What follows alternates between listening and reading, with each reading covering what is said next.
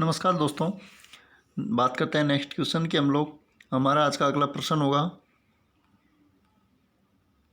Question number 161। देखिए, भारत का कौन सा संघ शासित प्रदेश ऐसा है जिसमें 4 जिले हैं किंतु उसके किसी भी जिले की सीमा उसके किसी अन्य जिले से नहीं लगती है? तो इसका आंसर होगा पुडुचेरी जिला। जो पुडुचेरी आपका केंद्र शासित प्रदेश है, इसके 4 जिले चारों के चारों आपस में किसी से सीमा नहीं लगाते हैं। नेक्स्ट क्वेश्चन आपका, निम्न में से किसको यंग फोल्ड माउंटेन कहा जाता है? निम्न में से किसको यंग फोल्ड माउंटेन? तो दोस्तों, यंग फोल्डेल का मतलब होता है कि सबसे नवीन वलित पर्वतमाला किसको कहा जाता है? तो वो होगा हिमालय या हिमाचल को कहा जाता है। ठीक है। इसके बाद आता है भारत का सबसे ऊंचा पठार कौन सा है? तो भारत का सबसे ऊंचे पठार की बात करें तो ये होगा आपके लद्दाख का पठार। हिमालय की सबसे पूर्वी चोटी कौन सी है? तो हिमालय की सबसे पूर्वी चोटी की बात करें तो सबसे पूर्व में आती है नामचा बरवा हिमालय की सबसे पूर्वी चोटी है। इसके बाद नेक्स्ट है, भारत का संपूर्ण क्षेत्रफल कितना है? तो भारत का अगर संपूर्ण क्षेत्रफल की बात करें तो यहाँ पर हम लोग बात करेंगे 32,87,000। ठीक है। तो 32,87,000 यहाँ पर 500 वर्ग किलोमीटर यहाँ पर दिया हुआ है, लेकिन भारत का जो क्षेत्रफल है वो है 32,87,263 वर्ग किलोमीटर है। नेक्स्ट देखिए, भारत के 2 सबसे अधिक समृद्ध पारिस्थितिक कटिबंध इको जोन कौन से हैं? तो यहाँ पर हम लोग बात करें भारत के 2 सबसे समृद्ध जो पारिस्थितिक जोन है वो हो गया, एक तो आपका हिमालय पर्वत और दूसरा हो जाएगा पश्चिमी घाट। हिमालय पर्वत और पश्चिमी घाट। ठीक है। क्योंकि भारत के अंदर 4 इको स्पॉट हैं जिनके अंदर बात करें, एक तो हिमालय पर्वत आ जाता है, एक इस तरीके से पश्चिमी घाट आ जाता है जहाँ पर सर्वाधिक जैव विविधता, एक अंडमान निकोबार और एक इंडो बर्मा वाला क्षेत्र। नेक्स्ट क्वेश्चन आपका, लक्षद्वीप में कितने द्वीप समूह हैं? लक्षद्वीप में कितने द्वीप समूह हैं? तो लक्षद्वीप के अंदर हम बात करें तो 36 द्वीपों से निर्मित एक प्रवाल जीव द्वारा निर्मित प्रवाल चट्टान पर स्थित है। 36 द्वीपों का द्वीप समूह है और ये इसका क्षेत्रफल 32 वर्ग किलोमीटर है। नेक्स्ट बात करें, निम्नलिखित में से कौन सा भारत का सबसे बड़ा जीवमंडल आरक्षित क्षेत्र है? इनमें बात करें तो भारत का सबसे बड़ा जीवमंडल आरक्षित जो क्षेत्र है वो होगा आपका दोस्तों मन्नार की खाड़ी। मन्नार की खाड़ी की बात करें हम लोग तो तमिलनाडु राज्य के दक्षिण में आती है। ठीक है। तो ये भारत का सबसे बड़ा इन जो दिए हुए उनमें से क्या है, जीवमंडल आरक्षित क्षेत्र है। किस स्थान को भारत की सिलिकॉन वैली कहा जाता है? दोस्तों, भारत की सिलिकॉन वैली कहा जाता है बेंगलुरु को। किसको कहा जाता है? बेंगलुरु को। नेक्स्ट बात करें, भारत में संघ शासित प्रदेशों की संख्या कितनी है? दोस्तों, भारत में संघ शासित प्रदेशों की संख्या की बात करें तो वर्तमान में जो संघ शासित केंद्र जो प्रदेश है उनकी संख्या कितनी है? 8 है दोस्तों। ठीक है। पहले 7 थे, फिर जम्मू कश्मीर लद्दाख बना 9 हुए और वापस दमन दीव और दादर नगर हवेली को 1 कर दिया। इस कारण से कितनी रह गई अब? 8।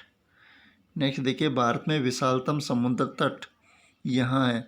तो भारत का सबसे विशालतम जो समुद्र तट है वो होगा दोस्तों आपका तमिलनाडु राज्य में।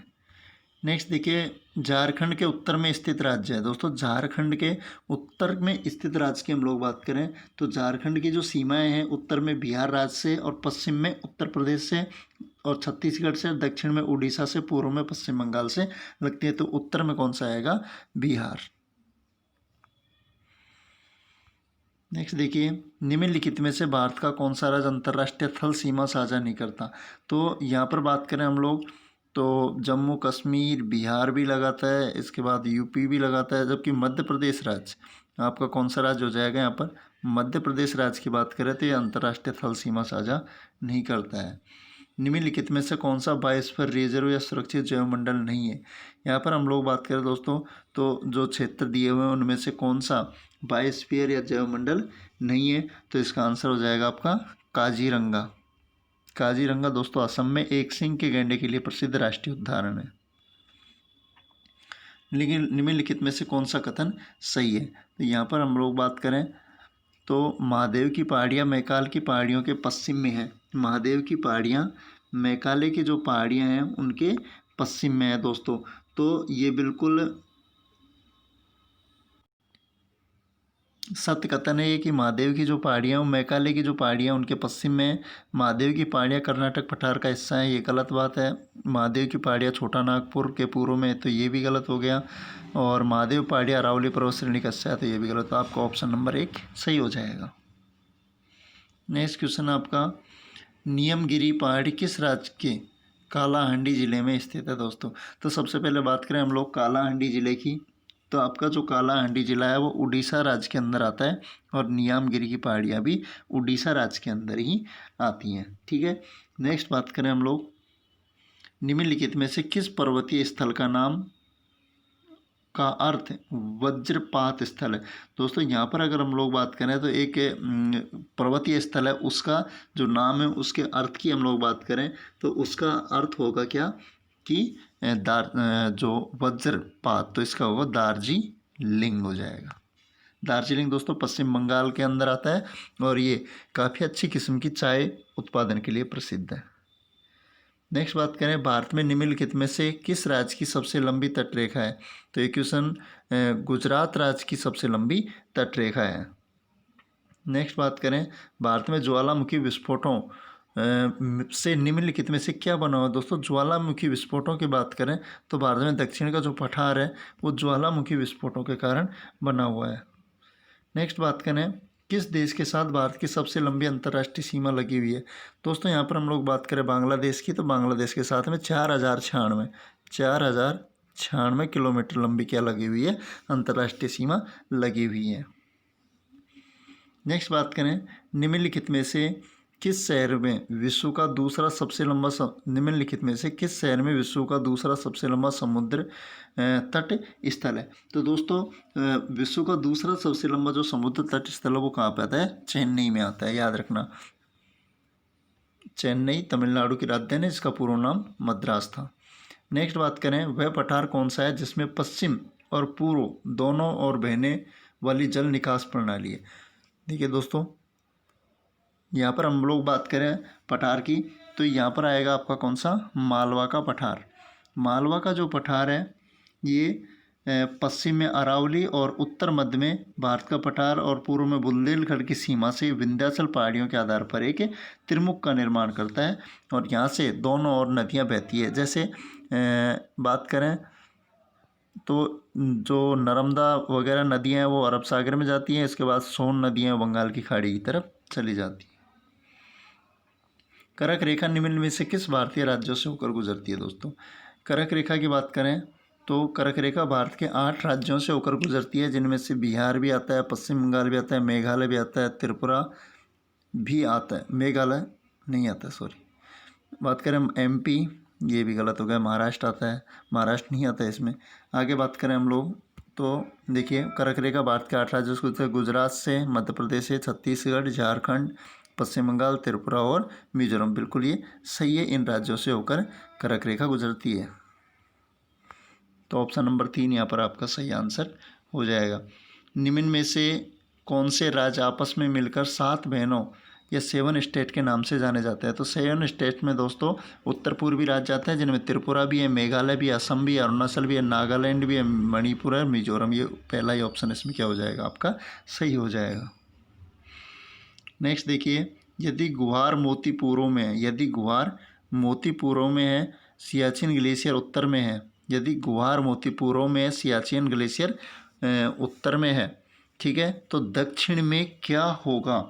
दोस्तों तो यहाँ पर हम लोग बात करें तो दक्षिण में आपका सबसे क्या होगा? इंदिरा पॉइंट। क्या हो जाएगा? इंदिरा पॉइंट क्या हो जाएगा आपका? इंदिरा पॉइंट। नेक्स्ट बात करें, निम्नलिखित में से किन पत्थरों के गठन के परिणाम स्वरूप पूर्वी घाटी का निर्माण हुआ? किन पत्थरों के गठन के फलस्वरूप पूर्वी घाटी का निर्माण हुआ? तो दोस्तों पूर्वी घाटी के जो निर्माण हुआ उन पत्थरों में आपका आएगा चारनोकाइट, ग्रेनाइट उत्पत्ति, क्वार्टजाइट पत्थर, खोंडालाइट और मेटामॉर्फिक की उत्पत्ति के कारण।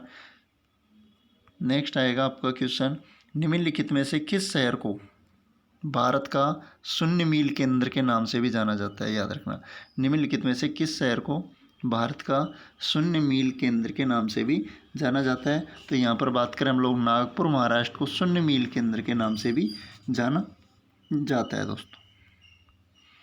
हिमालय की सबसे बाहरी पर्वत श्रेणी कौन सी है? तो हिमालय की सबसे बाहरी पर्वत श्रेणी की हम लोग यहाँ पर बात करें तो वो होगा आपका कौन सा? शिवालिक हिमालय दोस्तों।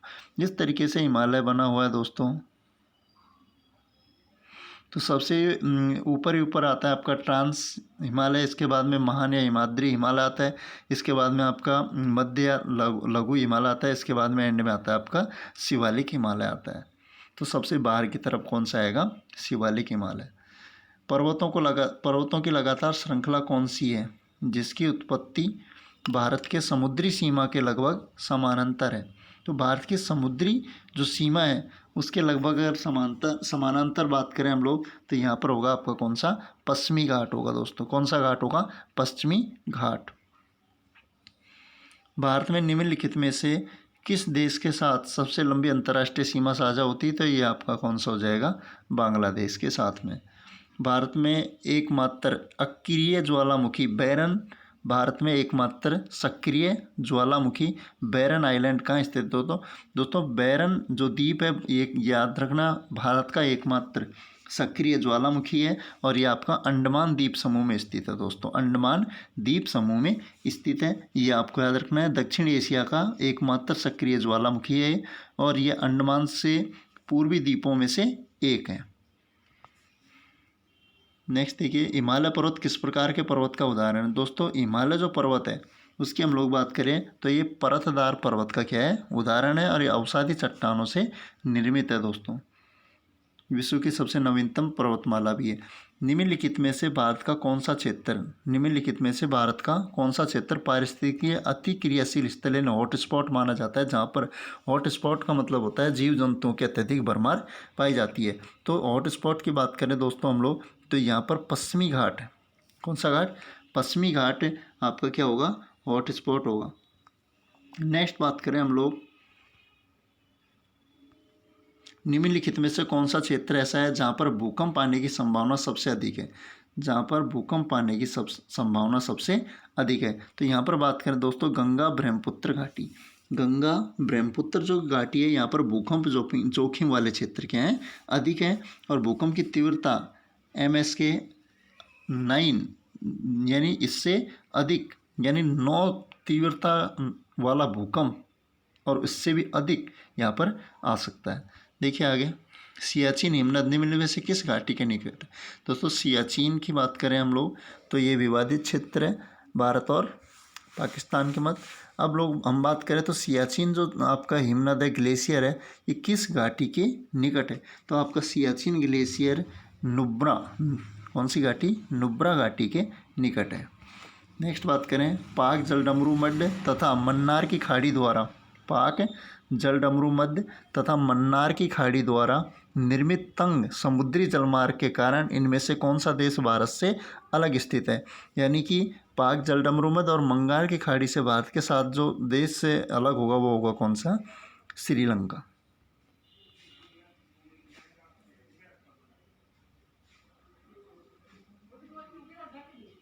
नेक्स्ट देखिए, पश्चिमी एवं पूर्वी घाटों का मिलन कहाँ होता है? दोस्तों पश्चिमी और पूर्वी घाटों का मिलन है ये नीलगिरी की पहाड़ियों में होता है।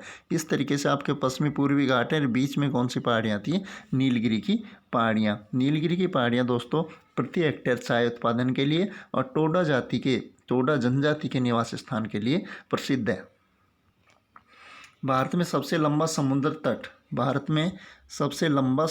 तट सी बेच कहाँ पर है? तो भारत में सबसे लंबा जो समुद्र तट की हम लोग बात करें दोस्तों, तो वो आपका कहाँ पे होगा? मरीना बीच। कौन सा बीच? मरीना बीच जो है भारत का सबसे लंबा समुद्री तट है, जो कहाँ पे? चेन्नई में। कहाँ पे है? चेन्नई में। नेक्स्ट देखिए, नंदा देवी चोटी किस राज्य में स्थित है? दोस्तों ये महत्वपूर्ण प्रश्न है, ज़्यादातर एसएससी की परीक्षाओं में हर बार लगभग पूछा जाता है। नंदा देवी चोटी किस राज्य में स्थित है? तो नंदा देवी आपके आएगी उत्तराखंड राज्य में। कौन से राज्य में हो जाएगी? उत्तराखंड राज्य के अंदर गढ़वाल हिमालय का ये भाग है नंदा देवी चोटी, और नंदा देवी यहाँ पर राष्ट्रीय उद्यान भी है। नेक्स्ट देखिए, अंडमान को निकोबार से कौन सा जल स्रोत पृथक करता है? दोस्तों अंडमान को निकोबार से कौन सा जल स्रोत? तो अंडमान को निकोबार से 10 डिग्री चैनल। 10 डिग्री चैनल का मतलब होता है 10 डिग्री उत्तरी अक्षांश। इस तरीके से देखिए, ये अंडमान है, ये निकोबार है, 10 डिग्री जो चैनल है इसको अलग करेगा। यहाँ पर लक्षद्वीप है, इसके बाद मिनिकॉय है, यहाँ पर मालदीव है दोस्तों। ठीक है, तो लक्षद्वीप को मिनिकॉय से करता है 9 डिग्री चैनल, और मिनिकॉय को मालदीव से अलग करता है 8 डिग्री चैनल अलग करता है दोस्तों। तो यहाँ तक 200 क्वेश्चन अपने कंप्लीट हुए। इसके बाद नेक्स्ट करते हैं आगे कल। तो सभी चैनल को सब्सक्राइब ज़रूर करें। धन्यवाद।